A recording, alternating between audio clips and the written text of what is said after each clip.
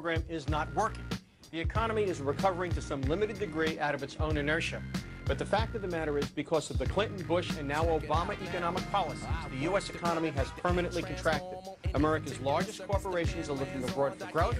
They're scaling back their domestic labor forces, not in response to a business cycle, but on the premise that America will be permanently smaller, that it is going to go through a period of growth similar to the Eurosclerosis in Europe during the 70s and 80s. That's automatic. We're not falling. We're taking back to the days of yes, y'allin'. There's a couple things that happen when the economy kind of drops off like it did. This was a pretty sudden and pretty severe recession, so it did a couple things. First one, for the bank makes money on the velocity of money, or how money flows through the system. The more money that flows through the system, the more money banks make, the more times that we're able to lend money to different people. Our lending as a commercial bank is relatively short term. We don't do things like 30-year mortgages. Most of our loans are between 1 and 5 years. And so when there's a high velocity of money, that money turns over, properties sell quickly. There's a lot of money flowing out through the bank. One of the things that this recession has done for us is the velocity of money pretty much stopped. That caused a few things to happen. One is we weren't able to lend new money to new borrowers, which dries up some of our income. The other thing that happened was that people that needed to sell property to repay loans weren't able to do that, which caused a bad loan situation in the bank, so people defaulting on loans, and that's just a different thing altogether.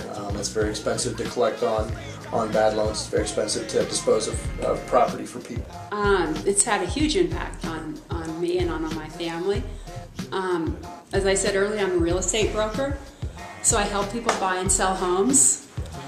And really this whole downfall in the economy, the turn started because people who owned homes had gotten in with mortgages that they couldn't afford to pay, because the mortgages had what's called an arm on them, and after it's adjustable, so after a certain number of years their payments had to go up, but their incomes didn't go up. And so when they started losing out and not being able to afford their homes, then we started going into foreclosures, and that affected my business hugely.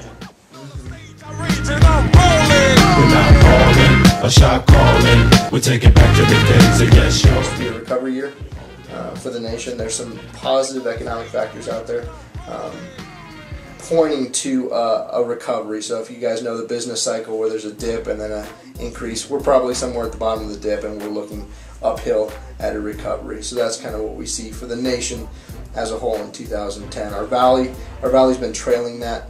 It trailed the national economy going into a recession.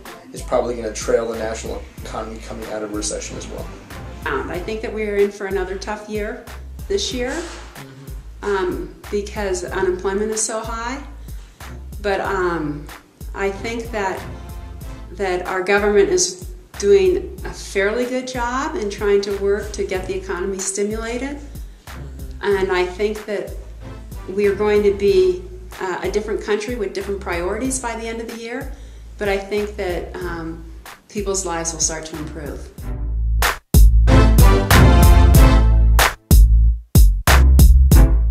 A new Walmart opening getting 10,000 applications for 600 jobs. Yes, we're rapidly becoming a society that's trying to take in each other's wash. Unless we go back to borrowing huge amounts from China, the U.S. economy is simply not going to perform.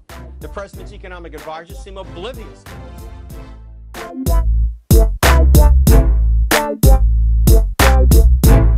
So while it is a massive debt load, it is doing what it's intended to do, and that's create value in the United States, create wealth in the United States. Of course, the United States produces a huge amount of value every year. Yeah, it's just mind-boggling. It's just mind-boggling. So you just you can't think in that big a number. You just have to start locally and start paying off your debts locally and hope that eventually it goes globally. And the prospects in the labor market will remain poor. President Obama is largely focused on creating public sector jobs or jobs in the quasi-public sector, namely healthcare providers. the notion that green energy or healthcare or new industries are going to create all of the jobs that have been lost to imports from China or to the high price of oil is fantasy.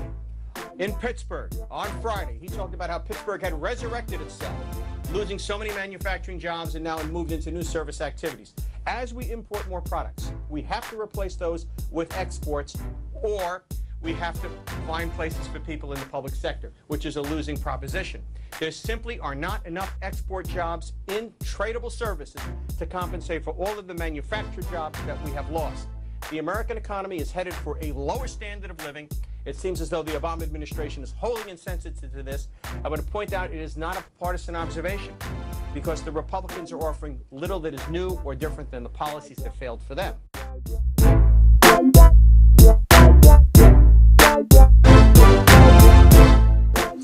So this down economy has affected us a couple ways. One thing is it slowed down lending quite a bit. Another thing, bad loans have increased across the board. Different asset classes, meaning that we have to foreclose on property, take property back from borrowers, and then sell that property, usually at a loss, to somebody that's willing to buy it from us. That the people don't have the finances now because so many people have lost their jobs and lost their income. So they aren't able to purchase homes. We have a lot of people who can't afford to keep their homes and they're trying to sell their homes, but there aren't a lot of people out there to buy their homes. And so with Leslie and I mean, when in the past we probably would help, maybe 30 clients a year buy and sell homes. Now we're helping about 5 clients a year buy and sell homes. So it's had a huge impact on us.